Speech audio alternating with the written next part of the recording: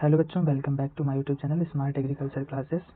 आप सभी का एक बार फिर से हमारे स्मार्ट एग्रीकल्चर क्लासेस में स्वागत है।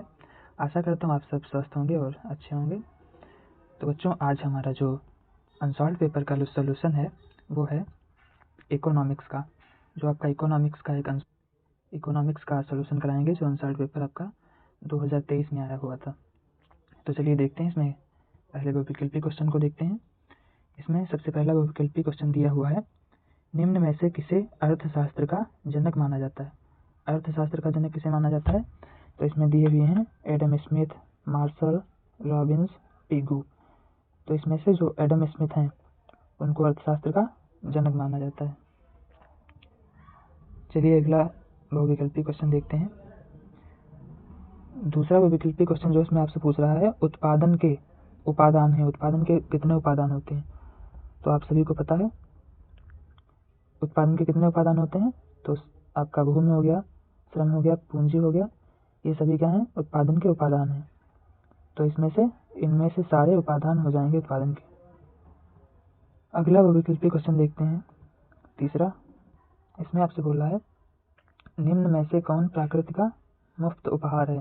प्रकृति के द्वारा जो मुफ्त उपहार मिलता है वो कौन सा है? तो देखिए, पूंजी दिया हुआ है, श्रम दिया है, भूमि दिया है, संगठन दिया है।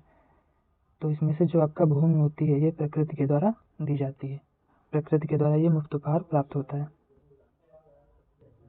चलिए अगला एमसीक्यू क्वेश्चन देखते हैं। 4 नंबर इसमें दिया है, सीमांत उपयोगिता ह्रास नियम लागू होता है। तो सीमांत उपयोगिता ह्रास नियम किस पे लागू होता है? तो वो उपभोग पर लागू होता है। इसमें ऑप्शन दिए गए थे, उत्पादन पर, उपभोग पर, जनसंख्या पर और पूर्ति पर। इन तीनों पर ना लागू होकर के जो है आपका सीमांत उपयोगिता ह्रास नियम जो होता है वो उपभोग पर लागू होता है। 5वां विकल्पी क्वेश्चन जो दिया है, इसमें बोल रहा है कि पहली पंचवर्षीय योजना की अवधि क्या थी। जो आपकी फर्स्ट पंचवर्षीय योजना 5 ईयर प्लान जो आपका चालू हुआ था उसमें वो कब सबसे पहले चालू हुआ था? तो कब चालू हुआ था? 1951 से 1956 में। अब जो दूसरे आपके क्वेश्चन होते हैं निश्चित उत्तरीय प्रश्न, इसमें जो पहला प्रश्न दिया हुआ है निश्चित उत्तरीय, इसमें बोल रहा है अर्थशास्त्र को परिभाषित कीजिए। तो आपको इसमें अर्थशास्त्र की परिभाषा लिखनी होती है। ये 1 नंबर के क्वेश्चन होते हैं। तो इसमें इसका उत्तर हो जाएगा, अर्थशास्त्र वह शास्त्र है जो मनुष्य की असीमित आवश्यकताओं एवं सीमित साधनों के बीच संबंध का अध्ययन करता है। जैसे आपकी आवश्यकताएं जो हैं वो हैं असीमित, और आपके जो साधन हैं जैसे कि आपके पास धन है या जो भी व्यवस्थाएं हैं वो आपके पास कम है, और आपकी जो आवश्यकताएं हैं वो सीमित हैं। तो उसी के बीच में जो संबंध बताता है या संबंध का अध्ययन जिसके अंतर्गत किया जाता है उसको ही क्या बोलते हैं? अर्थशास्त्र बोलते हैं। चलिए अगला क्वेश्चन देखते हैं, दूसरा। दूसरे क्वेश्चन में बोल रहा है, बेरोजगारी क्या है। बेरोजगारी क्या होती है इसके बारे में आपको बताना है। तो जब कोई व्यक्ति काम करने की क्षमता और इच्छा रखने के बावजूद भी अगर उसको कार्य नहीं मिलता है, यानी कि कहने का मतलब ये है, अगर किसी के पास क्वालिफिकेशन है उस कार्य के लिए, सब कुछ उसके पास है, उसके पास डिग्री है, सब कुछ है, फिर भी अगर उसको नहीं मिल रहा है रोजगार, तो उसको क्या बोलते हैं? बेरोजगार बोलेंगे। इसी को बेरोजगारी बोलते हैं। चलिए अगला क्वेश्चन देखते हैं, तीसरा। तीसरे क्वेश्चन में बोल रहा है, वस्तु को परिभाषित कीजिए। वस्तु क्या होती है उसको बताना है, परिभाषित करना है। तो वह पदार्थ या सेवा जो मनुष्य की आवश्यकताओं को संतुष्ट करे, जिसके लिए मूल्य दिया जाए, उसे क्या कहते हैं? वस्तु कहते हैं। जैसे को बताया गया, मानव की आवश्यकताओं को संतुष्ट करे। मानव की आवश्यकताएं होती है, उनको जो चीज़ पूरी मतलब उसकी पूर्ति करे और उसके बदले में मूल्य दिया जाता है, उसी को क्या बोलते हैं? तो वस्तु बोलते हैं। चलिए अगला क्वेश्चन देखते हैं, क्वेश्चन नंबर 4। इसमें बता रहा है, पूंजी से क्या तात्पर्य है। पूंजी से आप क्या समझते हैं? तो उत्पादन कार्य में प्रयोग होने वाले मानव निर्मित साधनों को पूंजी कहते हैं। उत्पादन जैसे आप किसी फसल को ही मान लीजिए, आप कोई फसल उगाते हैं, और अगर उसमें फसल उगाते समय जितने भी मानव निर्मित साधन हैं, जैसे कि आपका ट्रैक्टर हो गया आपका, और अन्य गाड़ी जैसे होते हैं, बैलगाड़ी हो गई, या जो भी मतलब साधन उसमें प्रयोग किए जाते हैं, जैसे आपका धन, श्रम, ये सभी चीज़ें जितने भी आप प्रयोग करते हैं उसके मानव निर्मित साधन जो है उत्पादन के कार्य में प्रयोग किए जाते हैं, उनको क्या बोलते हैं? पूंजी बोलेंगे। क्वेश्चन नंबर 5 इसमें बोल रहा है, विनिमय से आप क्या समझते हैं। एक्सचेंज, इसको इंग्लिश में क्या बोलते हैं? एक्सचेंज बोलते हैं। तो एक्सचेंज से आप क्या समझते हैं इसमें बताना है आपको। तो वस्तुओं और सेवाओं के आदान प्रदान की प्रक्रिया को विनिमय कहते हैं। आपको बताएं, जो पहले ज़माने में मतलब कि जब बहुत समय पहले क्या होता था, तो जैसे कि कोई वस्तु थी, वस्तुओं के बदले में दूसरी वस्तु ले ली जाती थी, वस्तुओं की अदला बदली की जाती है। लेकिन उसमें समस्याएं क्या होती थी, जैसे कि एक वस्तु, इसकी कोई कीमत नहीं आपकी जा सकती। जैसे आपको 1 किलो आपके चावल हैं, 1 किलो चावल हैं, आपने किसी को दिए और 1 किलो उससे क्या ले लिए, गेहूँ ले लिए, वीट ले लिए। तो इसमें क्या होता था आपको पता है, जैसे कि ना 1 किलो चावल की कीमत और हो सकती है, और जो आपके गेहूँ होते हैं 1 किलो, उसकी कीमत कुछ और हो सकती है। तो ये सब जो है, ये सारी समस्याएं आया करती थी, उसमें विनिमय करने में दिक्कत आया करती थी। इसके लिए, इन सभी चीज़ों के समाधान के लिए क्या हुआ, सिक्के चलाए गए, पैसे चलाए गए, इनके द्वारा जो है इन सभी समस्याओं से छुटकारा मिला। अगला जो इसमें है वो है अति लघु एवं लघु उत्तरीय प्रश्नों के बारे में। अब हम देखेंगे कौन कौन से इसमें दिए गए थे 2023 में। तो इसमें जो सबसे पहला क्वेश्चन है वो है आर्थिक नियोजन को परिभाषित कीजिए। आर्थिक नियोजन के बारे में आपको बताना है।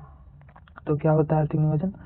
आर्थिक नियोजन वह प्रक्रिया है जिसमें देश के सीमांत संसाधनों का योजनाबद्ध ढंग से उपयोग किया जाता है। जैसे जो देश के सीमित संसाधन होते हैं, उनका जो है योजनाबद्ध एक प्लान बना करके उनका उपयोग किया जाता है, और इनका उपयोग जो है आर्थिक विकास के लक्ष्य को प्राप्त करने के लिए किया जाता है। जैसे कि आपको आर्थिक लक्ष्य जो होते हैं उनको प्राप्त करने के लिए देश की सीमांत संसाधनों का क्रमबद्ध ढंग से जो प्रयोग किया जाता है, उसी को क्या बोलते हैं, आर्थिक नियोजन बोलते हैं। अगला जो क्वेश्चन इसमें दूसरा दिया हुआ है, क्वेश्चन नंबर 2 क्या बोल रहा है, उत्पादन के उपादानों से आप क्या समझते हैं। जो उत्पादन के उपादान आपको बताए थे 4 उपादान, उनके बारे में आप क्या समझते हैं। अभी पिछले क्वेश्चन में आया भी था ये क्वेश्चन। तो इसमें से आप जो आपका उत्पादन में प्रयुक्त होने वाले साधनों को उत्पादन के उपादान कहते हैं। उत्पादन के जो उत्पादन आप करते हैं उसमें जो साधन प्रयोग किए जाते हैं उन्हीं को क्या बोलते हैं, उत्पादन के उपादान बोलते हैं। तो इसमें दिया गया है श्रम, भूमि, श्रम, पूंजी और संगठन, ये सभी जो हैं उत्पादन के उपादान हैं। ये कितने होते हैं, 4 होते हैं। आपसे क्वेश्चन आ भी जाता है कि उत्पादन के उपादान कितने होते हैं, तो क्या बताओगे, 4 होते हैं। उत्पादन के उपादान 4 होते हैं। अगला जो क्वेश्चन नंबर 3 है उसमें दिया गया है श्रम की विशेषताएं लिखिए। श्रम की क्या विशेषताएं होती है उसके बारे में लिखना है। तो श्रम की विशेषताएं ये होती हैं, श्रम नाशवान होता है। श्रम नाशवान होता है। अब आप समझ नहीं पा रहे होंगे नाशवान क्या होता है। ये बहुत जगह जो टर्म है ये आया है, नाशवान। तो नाशवान क्या होता है, नाशवान का मतलब होता है ये नष्ट हो सकता है। अब आपका जैसे जो श्रम होता है, आपका जो श्रम है ये नष्ट हो सकता है। कैसे नष्ट हो सकता है आप बोलोगे, तो ये जैसे आप कोई एक लेबर है, कोई लेबर जैसे है वो काम करता है, अब वो एक दिन अगर काम करने ना जाए कहीं, तो उसका श्रम नष्ट ही तो गया। उसको क्या, जैसे उसको 400 रुपये वहाँ मिलते थे काम करने के, अब अगर वो वहाँ काम करने नहीं जाएगा यहाँ, तो क्या उसको पैसे मिल जाएंगे, नहीं मिल पाएंगे। तो यही क्या है बताया गया, श्रम जो है वो क्या है, नाशवान होता है। अगला जो इसका लक्षण है वो बताया गया, इसकी विशेषता, श्रम मानव प्रयास है। तो बिल्कुल श्रम मानव प्रयास है, मानव के द्वारा ही श्रम किया जाता है। जो मानव है वो श्रम करता है, मानव के प्रयास से जो है श्रम किया जाता है। अगला क्वेश्चन है क्वेश्चन नंबर 4, इसमें दिया गया है सघन खेती पर संक्षिप्त टिप्पणी लिखिए। सघन खेती क्या होती है, सघन मतलब आप समझ लीजिए ये बहुत ही मतलब एक सघन तरीके से, या मतलब बहुत ही, क्या हम बताएं इसको। अब देखिए सघन खेती से आप जैसे समझ लीजिए, जैसे आपका ये क्षेत्र है, इतना को रिलेट करके देखो इसको बता रहे हैं। जैसे ये इतना बड़ा आपका क्षेत्र है, कम आपके पास क्षेत्रफल है, उसमें आप अधिक खाद का प्रयोग करते हैं, जैसे अधिक श्रम का प्रयोग करते हैं, अधिक श्रम करें इसमें, जैसे हर बार निराई गुड़ाई करें, इसमें खरपतवारों का हर समय मतलब ज़्यादातर ध्यान रखें, थोड़ा भी खरपतवार ना होने दें, टाइम टाइम पर इसकी सिंचाई करें, सब कुछ करें मतलब बहुत अच्छे से, तब उसमें क्या उसको बोलते हैं सघन तरीके से। इसमें देखते हैं परिभाषा क्या लिखा है। सघन खेती वह प्रणाली है जिसमें कम भूमि पर अधिक श्रम, पूंजी एवं उन्नत तकनीकों का प्रयोग कर अधिक उत्पादन प्राप्त किया जा सकता है। यही इसी को क्या बोलते हैं, सघन खेती बोलते हैं। अगला क्वेश्चन देखते हैं क्वेश्चन नंबर 5, इसमें बोल रहा है बाजार क्या है, मार्केट। मार्केट क्या होती है, आपको मार्केट के बारे में बताना है। तो मार्केट वह स्थान या व्यवस्था जहाँ वस्तुओं के क्रय विक्रय की प्रक्रिया होती है, उसे क्या बोलते हैं, बाजार बोलते हैं। देखिए ये वन लाइनर क्वेश्चन में ये लिखा हुआ है, लेकिन आपको जब परिभाषा इसकी लिखनी होगी तो इसकी परिभाषा बुक में दी गई है, उस परिभाषा को लिखेंगे, इसको नहीं लिखेंगे। ये वन लाइनर में क्वेश्चन दिया गया है, ठीक है। कोई साइंटिफिक परिभाषा आप लिखेंगे किसी विज्ञान जो अर्थशास्त्री होता है उसके अनुसार। अब हम बात करेंगे लघु उत्तरीय प्रश्नों के बारे में। तो लघु उत्तरीय प्रश्नों में आपको दिया गया है क्वेश्चन नंबर 6, पूंजी के कार्यों का वर्णन कीजिए। पूंजी जो होती है आपकी कैपिटल इसको बोलते हैं, कैपिटल इसको इंग्लिश में बोलते हैं। इसके बारे में आपको लिखना है। तो इसके जो कार्य होते हैं इसको बताना है। तो पूंजी के प्रमुख कार्य निम्नलिखित हैं, जैसे कि उत्पादन की प्रक्रिया को सहज बनाना, उत्पादन की क्षमता में वृद्धि करना, बड़े पैमाने पर उत्पादन को संभव करना, रोजगार के अवसर उत्पन्न करना। जैसे कि देख लीजिए, उत्पादन प्रक्रिया को सहज बनाना, तो आपके पास जैसे अगर कम पूंजी है अगर आपके पास, तो आप इतना उत्पादन को सहज नहीं बना पाएंगे। आपको अगर जैसे कि पूंजी आपके पास कम है तो आप अकेले ही उसमें जिस काम करेंगे, अगर जैसे आपका खेत है या उसमें है कोई भी आपकी फैक्ट्री है कुछ भी है, उसमें आप कम लेबर के साथ में, या खेत अगर आपका है तो उसमें आप अकेले काम कर लेंगे क्योंकि आपके पास पूंजी की कमी है। अगर आपके पास पूंजी अधिक है तो आप उसमें लेबर बढ़ा सकते हैं, 2 लेबर की जगह आप 4 लेबर कर सकते हैं, तो आप उत्पादन की प्रक्रिया को जो है सरल बना सकते हैं। नंबर 2 बोल रहा है इसमें कि उत्पादन की क्षमता में वृद्धि कर सकते हैं। बिल्कुल, आपके पास छोटी फैक्ट्री है, कम आपके पास पूंजी अगर है तो आपके पास छोटी फैक्ट्री है, अगर आपके पास ज़्यादा पूंजी है तो आप इसको बड़ी फैक्ट्री लगा सकते हैं, आप उत्पादन को बढ़ा सकते हैं। तीसरे पॉइंट में देखिए बता रहा था कि बड़े पैमाने पर उत्पादन को संभव बनाना। बड़े पैमाने पर उत्पादन को संभव बना सकते हैं आपको जैसा कि अभी बताया एग्जाम्पल में। चौथा बोला है रोजगार के अवसर उत्पन्न करना। अगर आपके पास पूंजी अधिक आप किसी कार्य में, किसी उद्योग में आप लगाएंगे उस पूंजी को, तो आप जो रोजगार के अवसर हैं उनको उत्पन्न कर सकते हैं। अगला क्वेश्चन है, क्वेश्चन नंबर 7 को देखते हैं। तो इसमें बताया गया है सामाजिक परिवर्तन पर संक्षिप्त टिप्पणी लिखिए। जो सामाजिक परिवर्तन होते हैं उसके बारे में आपको संक्षिप्त टिप्पणी बनाकर लिखना है। तो सामाजिक परिवर्तन से तात्पर्य समाज की संरचना, विचारों एवं जीवन शैली में होने वाले परिवर्तनों से है। समाज की जो संरचना है, उसके विचार हैं, उसकी जीवन शैली है, उसमें जो परिवर्तन किए जाते हैं उसी को क्या बोलते हैं, सामाजिक परिवर्तन बोलते हैं। यह परिवर्तन आर्थिक विकास, शिक्षा, तकनीकी प्रगति से होता है। जो विकास होते हैं ये आर्थिक विकास, शिक्षा और तकनीकी प्रगति से होते हैं। क्वेश्चन नंबर 8 देखते हैं। क्वेश्चन नंबर 8 में बोल रहा है भूमि की विशेषताओं का पर चर्चा कीजिए। जो भूमि की विशेषताएं होती है उसके ऊपर आपको चर्चा करनी है। तो भूमि की विशेषताएं कौन कौन सी हैं? भूमि जो है प्रकृति का मुफ्त उपहार है। बिल्कुल बात सही है, प्रकृति के द्वारा ये मुफ्त में आपको प्राप्त होती है। जो भूमि है वो हर मनुष्य के जो है प्रकृति के द्वारा मुफ्त ही प्राप्त हुई है। भले ही आप ये ना सोचें कि किसी ने 2 बीघे खेत खरीद लिया तो उसका हो गया, ऐसा कुछ नहीं है। इसका जो रजिस्ट्री, मतलब इसका जो पूरा देख रेख होता है वो आपकी सरकार के पास ही होता है। वो चाहे तो आपसे खेत खाली भी करा सकती है। ये मालिकाना हक जो है वो सरकार का ही होता है। ये आप कार्य करने के लिए इसमें सरकार से लेते हैं और उसका टैक्स भी दिया जाता है। दूसरा जो दिया गया इसमें है वो है आपूर्ति स्थिर। आपूर्ति की जो है स्थिर करती है आपूर्ति को। तीसरा पॉइंट है भूमि अचल होती है। बिल्कुल, भूमि को आप इधर उधर ले जा नहीं सकते हैं। भूमि जो है स्थिर होती है, अचल होती है, नहीं चल सकती है। चौथा पॉइंट है उर्वरता भिन्न भिन्न होती है। जो भूमि होती है उसकी उर्वरता भिन्न भिन्न होती है। जैसे कई प्लाट आपके हैं, एक ये प्लाट है, एक ये प्लाट है, एक ये प्लाट है, तो आपने जब इसमें फसलें उगाई होंगी तो आपको एक ही फसल उगाओ या कुछ भी करो तो अलग अलग उसकी जो पैदावार दिखती है। तो हर भूमि की जो है उर्वरता भिन्न भिन्न होती है। भूमि अचल होती है, आपूर्ति स्थिर होती है भूमि की। इसकी आपूर्ति स्थिर का मतलब है, ये भी आप पॉइंट अच्छे से याद कर लें ताकि आप बोर्ड में जो है इसको लॉन्ग करके लिख पाएँ। इसका कहने का मतलब है दूसरे पॉइंट का, भूमि स्थिर होती है। तो स्थिर का मतलब ये है, जैसे भूमि आपके पास 2 बीघा ये भूमि है और आपके 2 भाई हैं आप लोग, तो ये फिर से इसका बंटवारा होगा। फिर ये आपके पास कितनी कितनी बचेगी, एक एक बीघे बचेगी, एक एक बीघे बचेगी।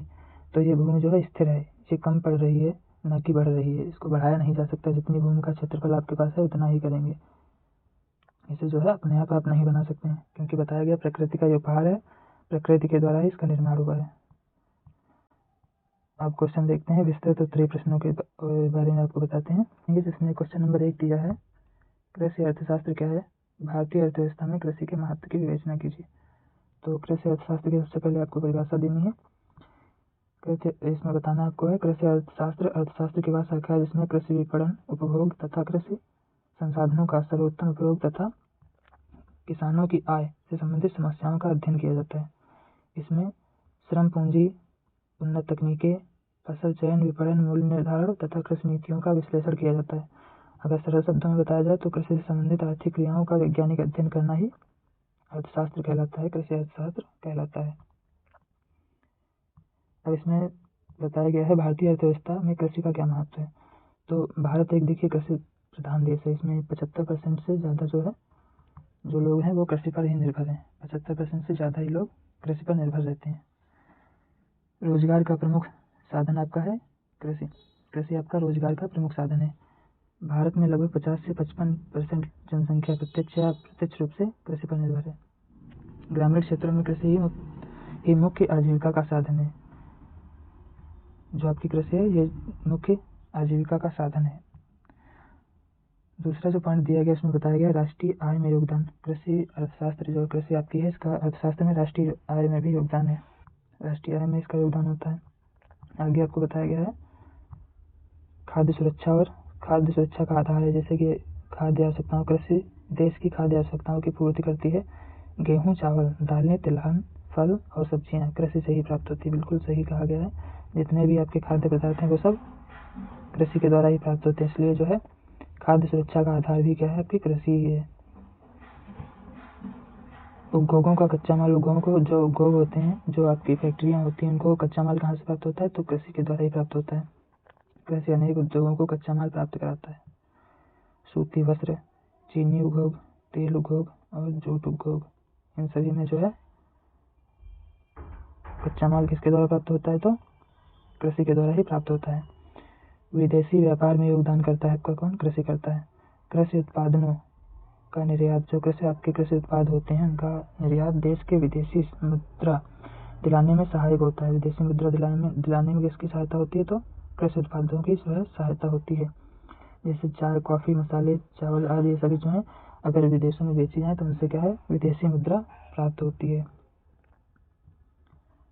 अगला जो पॉइंट दिया गया उसमें है ग्रामीण विकास में सहायक। कृषि के विकास से ग्रामीण आय, जीवन स्तर, शिक्षा और स्वास्थ्य में सुधार होता है। बिल्कुल सही है। कृषि अगर ग्रामीण विकास में भी बहुत ही सहायक है कृषि। क्वेश्चन नंबर 2 में बोल रहा है मांग के नियम का वर्णन उपयुक्त उदाहरण एवं चित्रों की सहायता से कीजिए। तो मांग के नियम का जो अर्थ होता है क्या है, मांग का नियम अर्थशास्त्र के एक महत्वपूर्ण नियम है जिसे अल्फ्रेड मार्शल, जिन्होंने कल्याण से संबंधित जो है परिभाषा दी थी। तो इनकी परिभाषा है अन्य सभी बातों को समान रहने पर वस्तुओं का मूल्य घटाने पर उसकी मांग बढ़ती है तथा मूल्य बढ़ने पर मांग घटती है। बिल्कुल सही बताया गया। इसको हम आपको एग्जाम्पल की सहायता से समझाते हैं। बताया गया है वस्तु का मूल्य घटने पर उसकी मांग बढ़ती है। अगर आपका मूल्य जो है, मूल्य अगर आपका घटता है तो उसकी जो वस्तु की मांग होती है वो क्या है, बढ़ती है। और मूल्य बढ़ने पर मांग घटती है। जैसे कि कोई वस्तु है आपका, एक ब्रेड का पैकेट मान लीजिए, ब्रेड का पैकेट है और इसकी अगर मांग ये 10 रुपये का जैसे है, अगर ये 5 रुपये का हो जाए, 5 रुपये का हो जाए तो इसकी मांग बढ़ जाएगी। भी जैसे इसकी मांग 50 थी, 50 पैकेट या तो इसकी मांग बढ़ जाएगी। इसकी मांग जैसे 50 पैकेट थी तो इसकी अगर ये 5 रुपये इसकी रेट हो जाए तो इसकी मांग जो है वो बढ़ जाएगी, 100 हो जाएगी, 150 हो जाएगी। इस तरीके से जब इसकी कीमत घटती है किसी वस्तु की तो उसकी जो मांग होती है वो ऑटोमेटिक बढ़ने लगती है। मांग के नियम की व्याख्या अगर करें, इसकी व्याख्या में बताया गया है कि जो इस नियम के अनुसार मूल्य और मांग के बीच विपरीत संबंध होता है। बिल्कुल आपको अभी आपने देखा कि कैसा संबंध था, विपरीत था। जब किसी वस्तु का मूल्य कम होता है तो उपभोक्ता उसे अधिक मात्रा में खरीदते हैं और जब मूल्य उसका अधिक होता है तो कम मात्रा में खरीदते हैं। उदाहरण जैसे का देख लीजिए, जो आप लिखेंगे वो है यदि गेहूं का मूल्य 20 रुपये प्रति किलो है तो कोई उपभोक्ता 5 किलो गेहूं खरीदेगा। यदि मूल्य घटकर 15 रुपये प्रति किलो हो जाए तो उपभोक्ता 8 किलो गेहूं खरीदेगा। इससे स्पष्ट होता है कि मूल्य घटने पर वस्तु की जो है मांग बढ़ती है और उसका जो मूल्य बढ़ने पर उसकी मांग घटती है। वक्र चित्र जो है ये हमने यहाँ पर नहीं बताया है, लेकिन आप इसको देखेंगे, बुक में बना है, आप इसको बना सकते हैं। मांग के नियम के उदाहरण सीमांत उपभोक्ता ह्रास नियम, आय प्रभाव, प्रतिस्थापन प्रभाव, ये सब जो है मांग के नियम के कारण है। क्वेश्चन नंबर 3 को देखते हैं। क्वेश्चन नंबर 3 में बोल रहा है सीमांत उपभोक्ता ह्रास नियम की व्याख्या कीजिए। तो इसका नियम क्या होता है सीमांत उपभोक्ता ह्रास नियम का? सीमांत उपभोक्ता ह्रास नियम उपभोक्ताओं के व्यवहार से संबंधित एक महत्वपूर्ण नियम होता है। जो उपभोक्ता होते हैं, कंज्यूमर जो होते हैं, उनके व्यवहार से संबंधित एक नियम होता है, जिसको बोलते हैं सीमांत उपभोक्ता ह्रास नियम। इसकी परिभाषा में आपको बताया गया है किसी वस्तु की अधिक इकाइयों का उपभोग करने पर प्रत्येक इकाई से अतिरिक्त इकाई से प्राप्त उपयोगिता क्रमशः घटती जाती है। इसे सीमांत उपयोगिता नियम कहते हैं। अब चलिए उदाहरण के माध्यम से समझते हैं।